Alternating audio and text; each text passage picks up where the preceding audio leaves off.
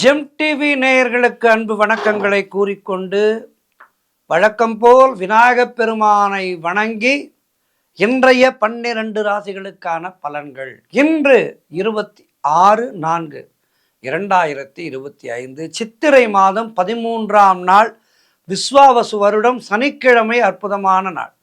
இன்றைய ஆதிக்க கிரகம் சனி பகவான். இன்று நாம் வழிபட வேண்டிய தெய்வம் ஆஞ்சநேய பெருமானை வழிபட வேண்டும். இன்றைய விசேஷம் மாத சிவராத்திரி. ஆகவே இன்றைய நாளிலே ஆஞ்சநேய மூர்த்தியை வணங்குங்கள். ஆஞ்சநேய பெருமான் சிவபெருமானுடைய அம்சம். எனவே சிவபெருமானையும் இன்றைய நல்ல நாளிலே வணங்கி நன்மைகள் பல பெறுவோம். இன்றைய சூரிய உதயம் காலை 5:51 சூரிய அஸ்தமனம் மாலை 6:23 இன்றைய நல்ல நேரம் காலை 7:30 முதல் காலை 8:30 வரை, மாலை 4:30 முதல் மாலை 5:30 வரை. இன்றைய ராகு காலம் காலை 9 முதல் காலை 10:30 வரை. இன்றைய யமகண்டம் மதியம் 1:30 முதல் மதியம் 3 வரை. இன்றைய குளிகை நேரம் காலை 6 முதல் காலை 7:30 வரை. இன்றைய சுபகோரை சுக்கிரஹோரை நேரம் மாலை 5 முதல் மாலை 6 வரை.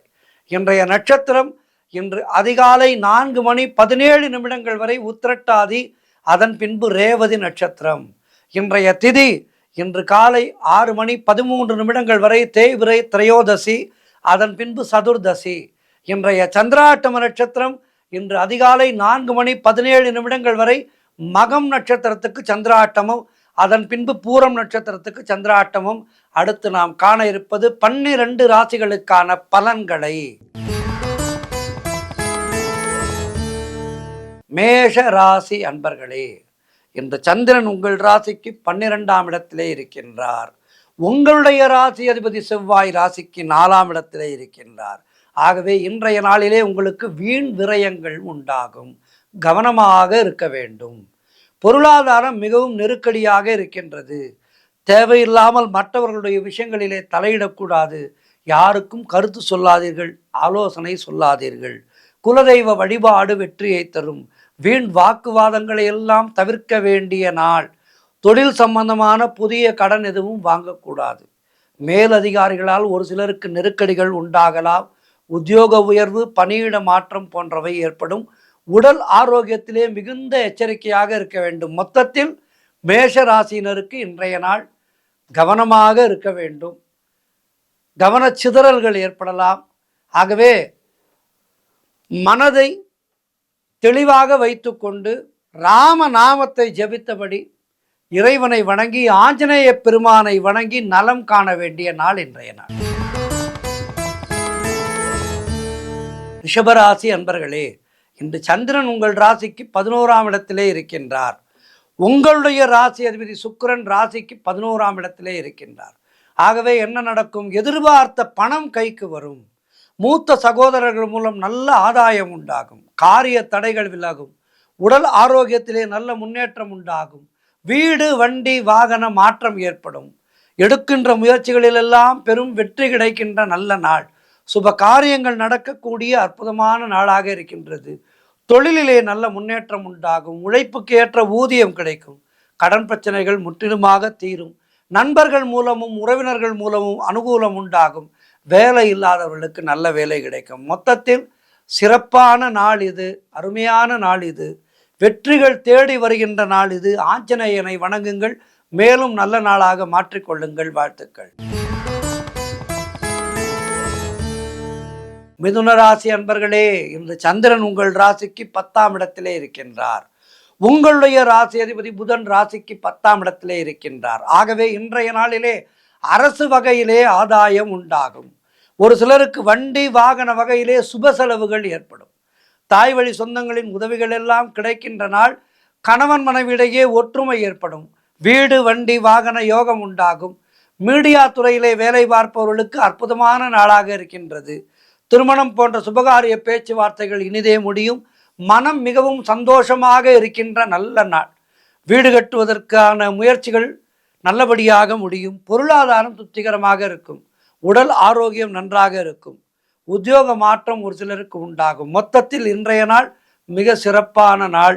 மேலும் நற்பலன்களை பெறுவதற்கு ஆஞ்சநேய மூர்த்தியை வணங்குங்கள். வாழ்த்துக்கள். கடகராசி அன்பர்களே, இன்று சந்திரன் உங்கள் ராசிக்கு 9ஆம் இடத்திலே இருக்கின்றார். ஆகவே இன்றைய நாளிலே உங்களுக்கு எல்லா விதமான பாக்கியங்களும் தேடி வருகின்ற நாள். குழந்தை பாக்கியத்திற்காக காத்திருக்கின்ற தம்பதிகளுக்கு சத்சந்தான பிராப்தி உண்டாகும். நீங்கள் நினைத்தது அனைத்தும் நல்லபடியாக நடக்கக்கூடிய நாளாக இருக்கின்றது. அலுவலகத்திலே புதிய பொறுப்புகள் மகிழ்ச்சியை தரும். உடல் ஆரோக்கியத்திலே நல்ல முன்னேற்றம் உண்டாகும். எதிர்பார்த்த பணம் கைக்கு வரும். தொழில் மற்றும் வியாபாரத்திலே நல்ல லாபம் ஏற்படும். திருமணம் போன்ற சுபகாரிய பேச்சுவார்த்தைகள் கைகூடி வருகின்ற நாள். நண்பர்கள் மூலம் உறவினர்கள் மூலம் நல்ல ஆதாயம் உண்டாகும். உத்தியோக உயர்வும் பணியிட மாற்றமும் ஏற்படுகின்ற நாள். குழந்தைகளால் மகிழ்ச்சி உண்டாகும். சிறப்பான நாள் இது.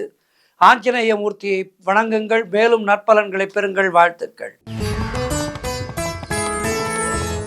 சிம்ம ராசி அன்பர்களே, இன்று சந்திரன் உங்கள் ராசிக்கு 8ஆம் இடத்திலே, உங்கள் ராசி அதிபதி சூரியன் ராசிக்கு 9ஆம் இடத்திலே.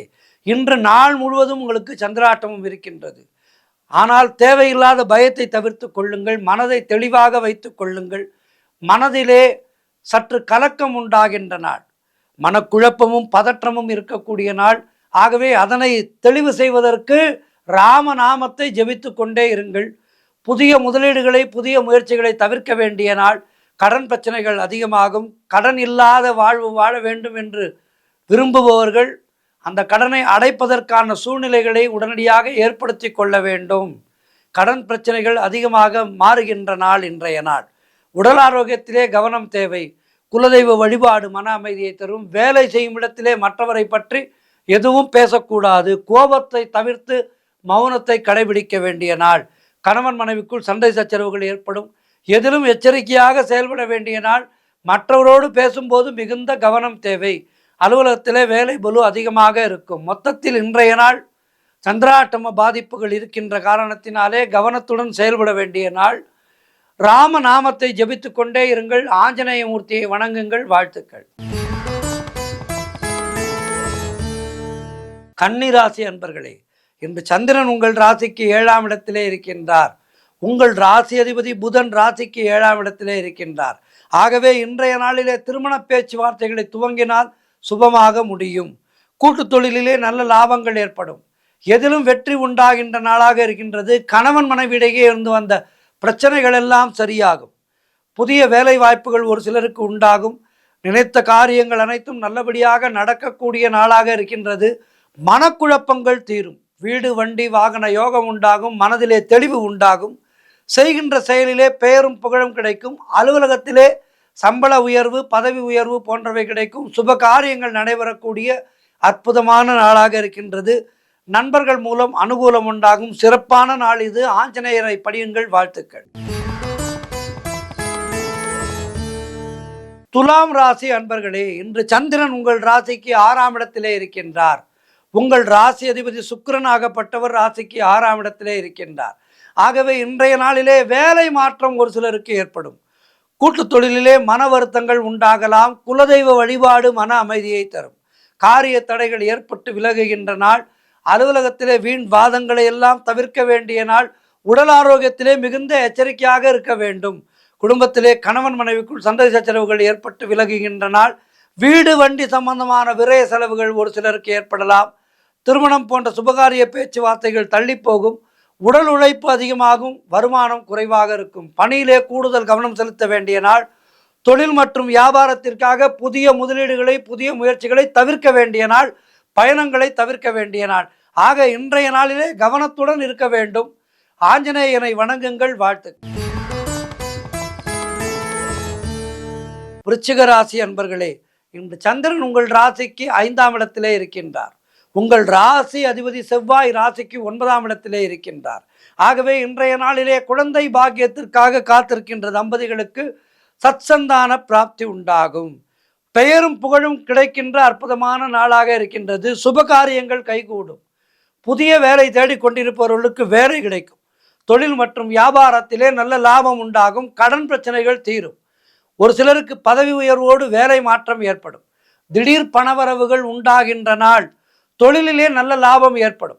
திருமண பேச்சுவார்த்தைகள் சுபமாக முடியும். குடும்ப ஒற்றுமை சந்தோஷத்தை தரும். மொத்தத்தில் இன்றைய நாள் சிறப்பான நாளாக இருக்கின்றது. மேலும் நற்பலன்களை பெறுவதற்கு இன்றைய நாளிலே ஆஞ்சநேயனை வழிபடுங்கள். வாழ்த்து. தனுசு ராசி அன்பர்களே, இன்று சந்திரன் உங்கள் ராசிக்கு 4ஆம் இடத்திலே, உங்கள் ராசி அதிபதி குரு ராசிக்கு 6ஆம் இடத்திலே. ஆகவே இன்றைய நாளிலே பண வரவு அதிகரிக்கும். வீடு வண்டி வாகன யோகம் உண்டாகும். சொந்த நிலம் வாங்குவதற்கான முயற்சிகளிலே இறங்குவீர்கள், வெற்றி பெறுவீர்கள். அதற்கு ஒரு அட்வான்ஸ் கொடுப்பீர்கள். அதேபோல் ரியல் எஸ்டேட் தொழில் செய்து வருபவர்களுக்கு நல்ல லாபம் வரக்கூடிய நாளாக இருக்கின்றது. வெகு நாட்களாக விற்காத நிலங்கள் விற்கும். உங்களுடைய முயற்சிகள் எல்லாம் கைகூடுகின்ற அற்புதமான நாள். உத்தியோகத்திலே பதவி உயர்வு, இடமாற்றம் போன்றவை சிலருக்கு ஏற்படும். நண்பர்கள் உறவினர்களால் ஆதாயம் உண்டாகும். தாய் வழி சொத்துக்கள் கைக்கு வரும். நீங்கள் நினைத்ததெல்லாம் நல்லபடியாக நடக்கக்கூடிய அற்புதமான நாளாக இருக்கின்றது. குலதெய்வ வழிபாடு அனுகூலத்தை தரும், முன்னேற்றத்தை தரும். முன்னோர்களுடைய ஆசீர்வாதம் பரிபூர்ணமாக இருக்கின்றது. கணவன் மனைவியிடையே நல்ல ஒற்றுமை ஏற்படும். சிறப்பான நாள் இது. ஆஞ்சநேயனை வணங்குங்கள், மேலும் நற்பலன்களை பெறுங்கள். வாழ்த்துக்கள். மகர ராசி அன்பர்களே, இன்று சந்திரன் உங்கள் ராசிக்கு 3ஆம் இடத்திலே இருக்கின்றார். உங்களுடைய ராசி அதிபதி சனி ராசிக்கு 2ஆம் இடத்திலே இருக்கின்றார். ஆகவே இன்று வேலை இல்லாதவர்களுக்கு நல்ல வேலை கிடைக்கும். நீங்கள் எடுக்கின்ற முயற்சிகளிலெல்லாம் வெற்றி கிடைக்கின்ற நல்ல நாள். பிரிண்ட் மீடியா மற்றும் ஷேர் மார்க்கெட்டிலே வேலை பார்ப்பவர்களுக்கு அற்புதமான நாளாக இருக்கின்றது. லாபங்கள் கிடைக்கின்ற நாளாக இருக்கின்றது. கூட்டு தொழிலிலே நல்ல லாபங்கள் வரக்கூடிய நாள். பொருள் வரவும் தன லாபமும் அதிகரிக்கும். திடீர் அதிர்ஷ்டங்கள் சிலருக்கு தேடி வரும். இளைய சகோதரர்கள் மூலம் அனுகூலம் உண்டாகும். தந்தை உறவு வழியிலே நல்ல அனுகூலம் உண்டாகும். உடல் ஆரோக்கியத்திலே முன்னேற்றம் உண்டாகும். கடன் தொல்லைகள் விலகும். நண்பர்கள் உறவினர்கள் மூலம் எதிர்பார்த்த உதவிகள் கிடைக்கும். சிறப்பான நாள் இது. ஆகவே இன்றைய நாளிலே ஆஞ்சநேய மூர்த்தியை வணங்கி மேலும் நற்பலன்களை பெறுங்கள். வாழ்த்துக்கள். கும்பராசி அன்பர்களே, இன்று சந்திரன் உங்கள் ராசிக்கு 2ஆம் இடத்திலே, உங்கள் ராசி அதிபதி சனி ராசியிலேயே இருக்கின்றார். ஆகவே இன்றைய நாளிலே திருமணம் போன்ற சுபகாரிய பேச்சுவார்த்தைகளை தொடங்கினால் இனிதே முடியும். உறவினர்களோடு இருந்து வந்த மன வருத்தங்கள் எல்லாம் தீருகின்ற நாள். தொழில் மற்றும் வியாபாரத்திலே சிறப்பான முன்னேற்றம் ஏற்படும். அலுவலகத்திலே இருந்து வந்த நெருக்கடிகள் குறையும். கடன் பிரச்சனைகள் முற்றிலுமாக தீரும். பொருளாதாரம் திருப்திகரமாக இருக்கின்றது. பிள்ளைகளால் பெருமை ஏற்படும். வாழ்க்கை துணையால் நல்ல மகிழ்ச்சி உண்டாகும். பழைய பாக்கிகள் வசூலாகின்ற அற்புதமான நாள். காரிய வெற்றிகள் உண்டாகும். குலதெய்வ வழிபாடு வெற்றியை தரும். சிறப்பான நாள் இது. மனம் மிகவும் சந்தோஷமாக இருக்கும். எதிர்பார்த்த பணியிட மாற்றம் கிடைக்கும். மொத்தத்தில் அருமையான நாளாக இருக்கின்றது. இன்றைய நாளிலே அந்த அஞ்சனா புத்திரனை வணங்கி மேலும் நற்பலன்களை பெறுங்கள். வாழ்த்துக்கள். இறுதியாக மீனராசி அன்பர்களே, இன்று சந்திரன் உங்கள் ராசியிலேயே இருக்கின்றார். உங்களுடைய ராசி அதிபதி குருவாகப்பட்டவர் ராசிக்கு 3ஆம் இடத்திலே இருக்கின்றார். ஆகவே இன்றைய நாளிலே உங்களுடைய முயற்சிகள் எல்லாம் பெரும் வெற்றியை பெறும். உடல் ஆரோக்கியம் திருப்திகரமாக இருக்கும். பணவரவு அதிகரிக்கும். பொருளாதாரம் திருப்திகரமாக இருக்கும். தொட்டதெல்லாம் பொன்னாக கூடிய அற்புதமான நாள். கடன் பிரச்சனைகள் தீரும். நினைத்ததெல்லாம் நல்லபடியாக நடக்கின்ற நாளாக இருக்கின்றது. வேலை இல்லாதவர்களுக்கு நல்ல வேலை கிடைக்கும். எதிர்பார்த்த பணம் கைக்கு வரும். நண்பர்கள் மூலம் அனுகூலம் உண்டாகும். தொழில் மற்றும் வியாபாரத்திலே நல்ல முன்னேற்றம் ஏற்படும். காரிய தடைகள் எல்லாம் விலகி எடுக்கும் முயற்சிகளிலே வெற்றி வெற்றி வெற்றி கிடைக்கின்ற அற்புதமான நாள். மொத்தத்தில் இன்றைய நாள் மிக மிக சிறப்பாக இருக்கின்றது. ஆஞ்சநேய மூர்த்தியை வணங்கி மேலும் நற்பலன்களை பெறுங்கள். இன்றைய நாளிலே 12 ராசினருக்கும் சிறப்பாக இருக்க பிரார்த்தித்துக் கொள்கின்றேன். அனைவரும் அஞ்சனாமூர்த்தி ஆஞ்சநேயனை வழிபட்டு நற்பலன்களை பெறுவோம். வாழ்த்துக்கள். நமசிவாயா. ஜெய் ஸ்ரீராம். இன்றைய ஆன்மீக தகவல். நம்முடைய முன்னோர்கள் நிறைய கோவில்களை கட்டி வைத்தார்கள்.